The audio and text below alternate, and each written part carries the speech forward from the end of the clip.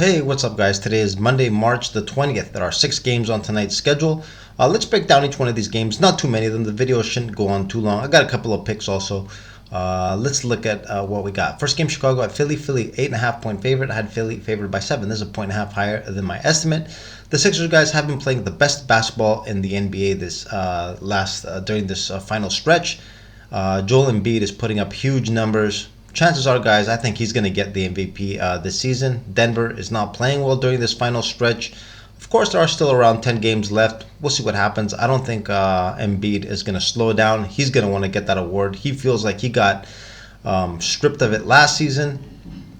I think this season he's got a good shot. The Sixers guys are also in a fight for the second spot. They currently picked that up, but they're just percentage points ahead of Boston, but they have 22 losses. The Celtics now have 23. They're going to want to hold on to the second spot. I've spoke about this plenty of times on a lot of my previous videos. The second spot in the East is extremely, extremely important, guys, for home court in the playoffs and the semis. It's going to be very important that Philly holds on to the second spot. I think the sense of urgency is going to be higher for Philly. I do expect them to come out and win this game. This line is a little high. I do expect them to win and cover. The Bulls are in the 10th spot. They do have a game and a half lead over the 11th place the Indiana Pacers. The Pacers guys, I don't think they're too interested in making the play-in tournament. If I had to go with a side over here, I'd go with Philly in the 8.5. Next game, Indiana at Charlotte. Indiana is currently a 2-point favorite. I had Indiana favored by 2. Line is accurate. This line did open as Indiana's a 1.5-point favorite. Got bumped up to 2. The Pacers, in their last game, got blown out by the Sixers at home. The Sixers were without James Harden in that game. Didn't make any difference. The Sixers played tremendous basketball. Very up-tempo basketball like the Pacers like to play. This should be a high-scoring game tonight with Charlotte. Charlotte, guys, has nothing to play for. They have been officially eliminated. They're 22-50 in no man's land. They won't be moving from the 14th spot in the East. The Pacers, like I just mentioned, I don't think they are too interested in making the play-in tournament, even though mathematically they are still right in the mix. On the injury front, they are going to be playing without Tyrese Halliburton again. But over here we see Benedict Mathurin might be coming back. Benedict Mathurin hasn't missed the last few with an ankle injury. He got upgraded to questionable. He might play tonight. An important player for the Pacers. Guys, I think in this game I'm going to be rolling with the Hornets. The Hornets and the +2. I'm going to take the points at home. Charlotte has lost 4 straight. This looks like a game that they could bounce back in. Next game, Minnesota at New York. New York, 8.5-point favorite. I had New York favored by 6.5. This is 2 points higher than my estimate. The reason being, over here, Minnesota, we see their injury report is stacked. Gobert, Rivers, Reed, Edwards, all listed as questionable. Anthony Edwards, guys, got upgraded to questionable, and yesterday he was just in a walking boot. A little strange. I don't know from a walking boot how you can come out and play the next game. I doubt he plays. The reason for this line being so high, plus the fact that the Knicks have been balling themselves. They've won 3 straight. Jalen Brunson also came back in their last game against the Nuggets, where they got another win at home. This 8.5-point line looks a little high. I do expect the Knicks to win this game, but we do have to wait and see what happens with Minnesota's players. Obviously, the players I mentioned are extremely important for the Timberwolves.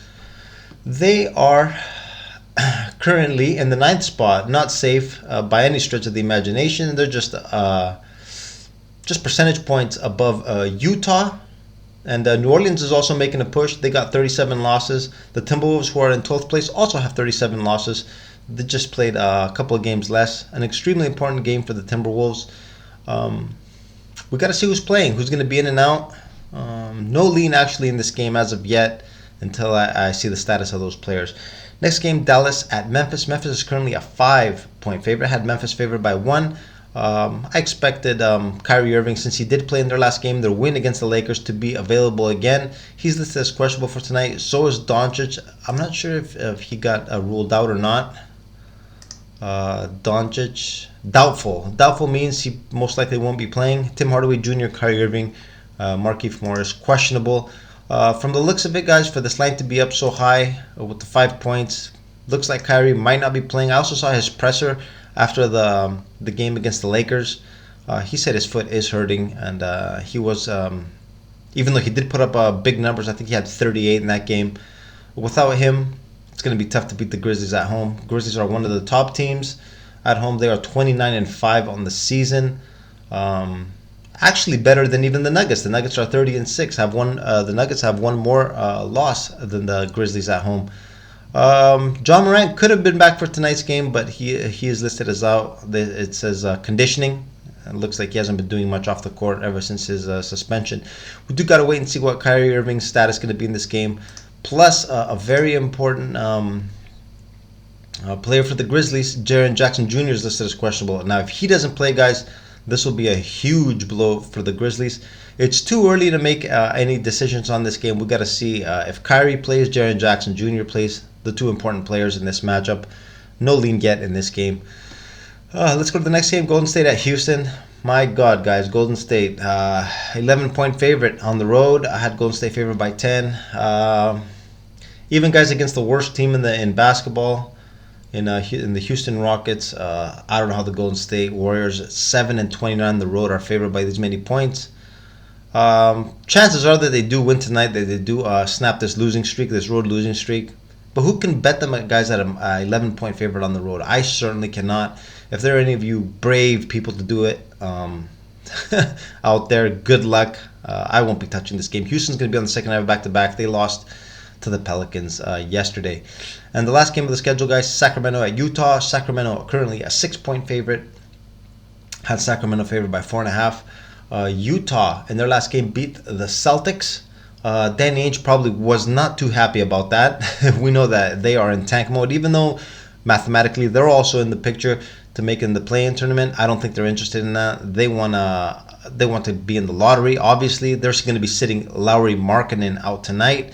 I don't think they want to take any chances winning this game tonight. Clarkson will also be out. The Kings guys, I don't know if you guys remember the Phoenix Suns in the Steve Nash days, how they were just the 5-second or less team. This Sacramento Kings team reminds me so much of them. They have a big player down on the blocks, and Sabonis, he's playing extremely well, and then just a bunch of perimeter players pumping threes left and right.